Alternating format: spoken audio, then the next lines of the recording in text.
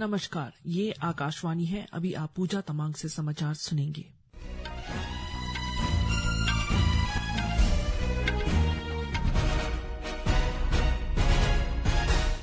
पहले मुख्य समाचार। प्रधानमंत्री नरेंद्र मोदी ने आज शहीद दिवस पर स्वतंत्रता सेनानियों भगत सिंह, सुखदेव और राजगुरु को श्रद्धांजलि दी है।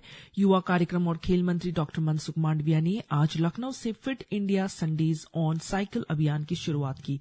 भारतीय विमानपत्तन प्राधिकरण ने जम्मू कश्मीर के उधमपुर जिले को हवाई संपर्क से जोड़ने के लिए एक समिति का गठन किया है, जो वास्तविक स्थिति का आकलन करेगी।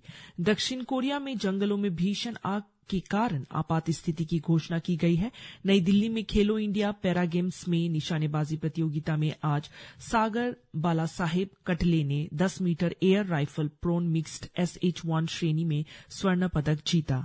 और अब समाचार विस्तार से। प्रधानमंत्री नरेंद्र मोदी ने आज शहीद दिवस पर स्वतंत्रता सेनानियों भगत सिंह, सुखदेव और राजगुरु को श्रद्धांजलि दी है। सोशल मीडिया पर एक वीडियो साझा करते हुए श्री मोदी ने इन क्रांतिकारियों के सर्वोच्च बलिदान का स्मरण किया। उन्होंने कहा कि स्वतंत्रता और न्याय के लिए क्रांतिकारियों का अदम्य साहस और सर्वोच्च बलिदान देशवासियों को प्रेरित करता रहेगा।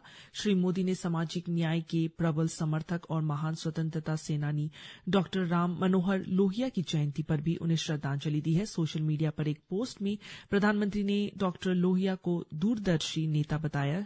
श्री मोदी ने कहा कि डॉक्टर लोहिया ने अपना जीवन वंचितों को सशक्त बनाने और एक मजबूत भारत के निर्माण के लिए समर्पित कर दिया।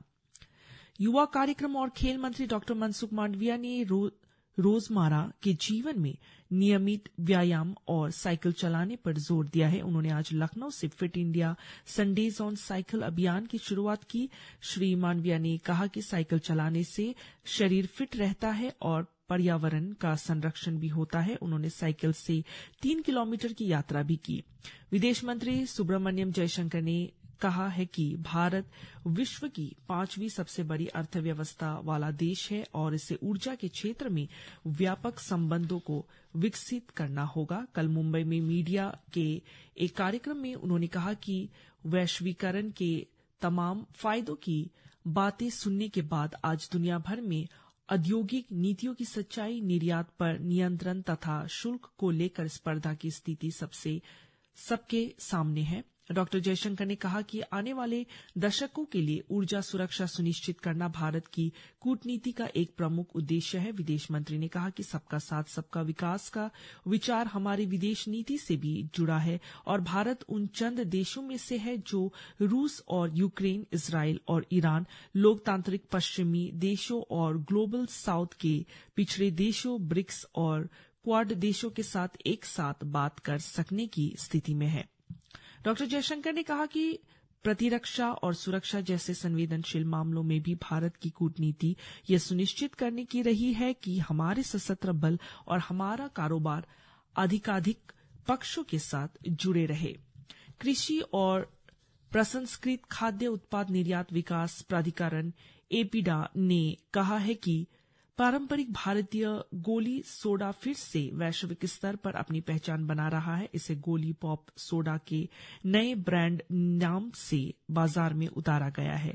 उद्योग मंत्रालय ने एक बयान में कहा कि इस लोकप्रिय पेय ने अपने नए कलेवर के साथ अंतर्राष्ट्रीय बाजार में शानदार वापसी की है। इसने अमेरिका, ब्रिटेन, यूरोप और खाड़ी देशों के बाजारों में अच्छी पैठ बना ली है। खाड़ी क्षेत्र के सबसे बड़े खुदरा बिक्री केंद्र लुलु हाइपरमार्केट में भी इसकी लगातार आपूर्ति की जा रही है। प्रधानमंत्री नरेंद्र मोदी की AI शोधकर्ता लेक्स फ्रीडमैन के साथ हाल ही बातचीत पॉडकास्ट के रूप में अब कई भाषाओं में उपलब्ध है। श्री मोदी ने सोशल मीडिया पोस्ट में कहा कि इसका उद्देश्य बातचीत को ज्यादा से ज्यादा श्रोताओं तक पहुंचाना है।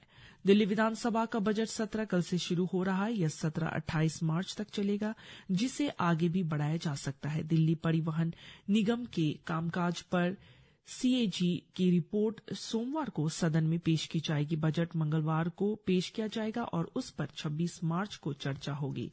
सत्र के दौरान प्रमुख वित्तीय और नीतिगत मामलों पर भी चर्चा की जाएगी।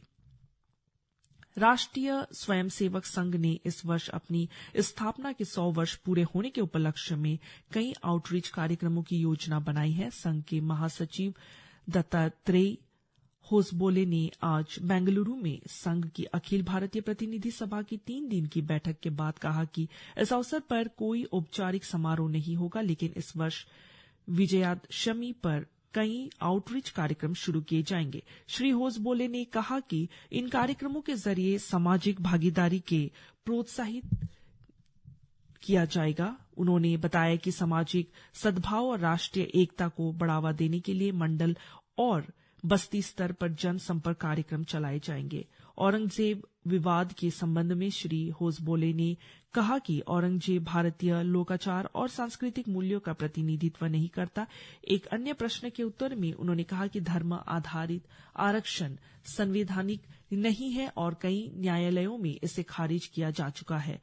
श्री होसबोले ने कहा कि सभा ने आज स्वतंत्रता सेनानियों भगत सिंह, सुखदेव और राजगुरु को उनके शहीदी दिवस के साथ साथ पुर्तगालियों के खिलाफ लड़ने वाली उल्लाल की रानी अब्बक्का को भी श्रद्धांजलि दी। कर्नाटक में आज उनकी 500वीं जयंती मनाई जा रही है।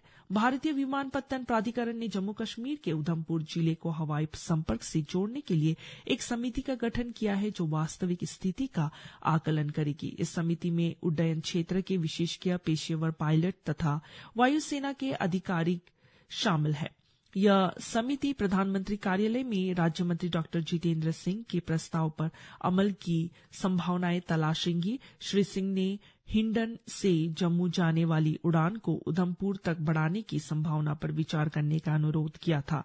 श्री सिंह प्रदेश के कठुआ क्षेत्र से सांसद है।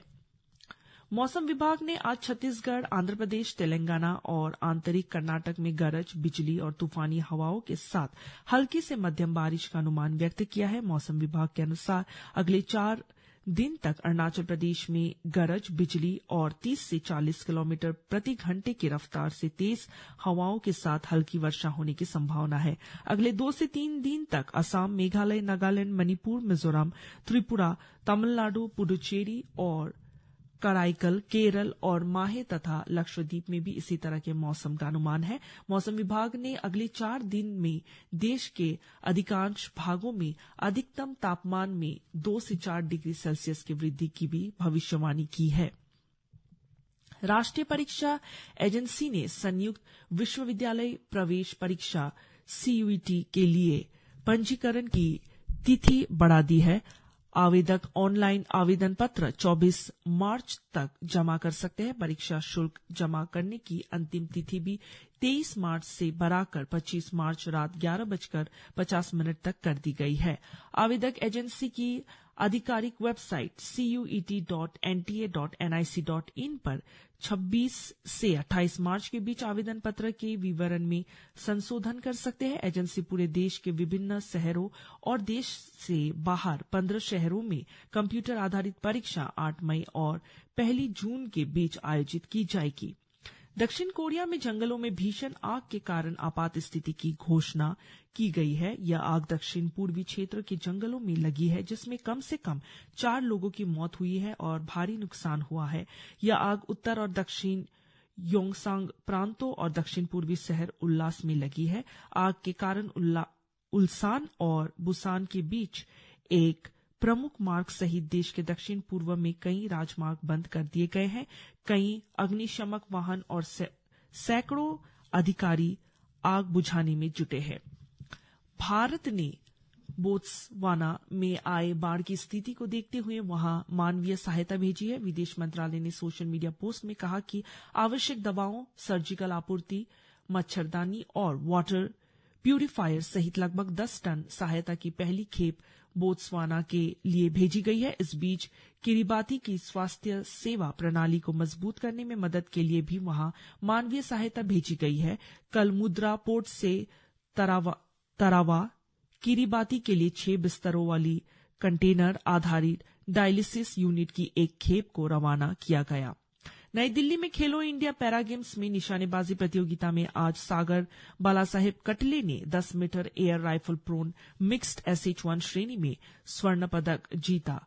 मोना अग्रवाल ने रजत पदक और दीपक सैनी ने कांस्य पदक हासिल किया। इसी के साथ ये समाचार बुलेटिन समाप्त हुआ। नमस्कार।